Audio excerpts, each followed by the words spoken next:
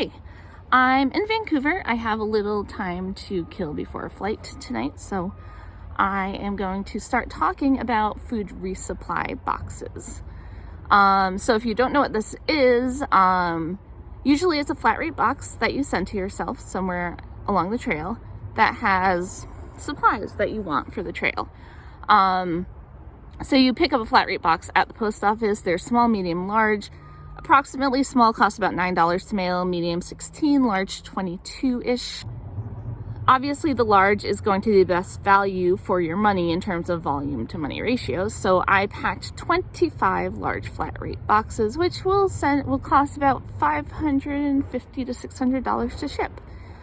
So one common argument against flat rate boxes and using those as resupply is that it's cheaper and easier to just not. Which is true. I agree with that assessment. However, when I hear cheaper and easier, I think of fast food, which is kind of what a lot of people eat on the trail. And that's fine. There's plenty of people whose bodies can handle it, plenty of people who are, like in their early 20s, college age, and it's not a problem for them to eat ramen and candy and fuel themselves off of that kind of thing on the trail.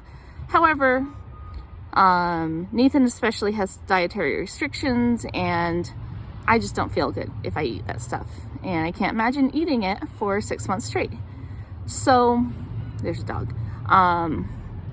Okay, I get distracted by dogs. So I packed my resupply boxes with healthier things, and healthier things that I bought for a lower price than I could have bought them for on the trail. So one thing I did was on Black Friday, I scoured some sites and got some Black Friday deals. I got some meals from Wild Zora. If you don't know Wild Zora, they do make backpacking meals, but they're very specialty. They have a lot of paleo ones, AIP ones, which are for the autoimmune protocol diet, and they are pricier, but they have really good ingredients and they're really delicious. I also got some from Good To Go, which is another, smaller backpacking food company. Again, they use very good ingredients, but they don't have the same kind of specialties as Wild Zora. But the meals I got are significantly less than if I were to try to buy them individually. I also scoured the Amazon warehouse, which is where, someone returns something to Amazon, they relist it for a lower price on the warehouse. So I got a lot of things there. I got ingredients to make some meals that I put together. That took a lot of time. I also got a lot of granola bars, energy bars, fruit, leather bar things. And most granola bars were like 50 to 75 cents each after the discounts, and since they came in much larger bulk.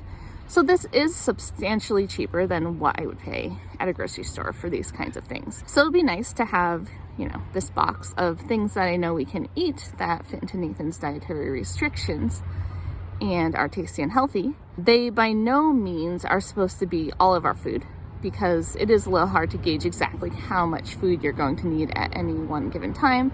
So this box of food will be a supplement to whatever else we buy at the grocery store, but it gives us, variety and good food that we aren't going to be having to budget for while we're on the trail. And even if we get into a town or a small resupply and all they have is like oatmeal packets and a couple other things that we can eat, that's fine, because we can mix those into the middle of our other meals and other food that we have sent to ourselves. Because of this, I think it's worth it for us to send resupply boxes. I'm going to be very happy to have them, but again, it's not necessarily for everyone.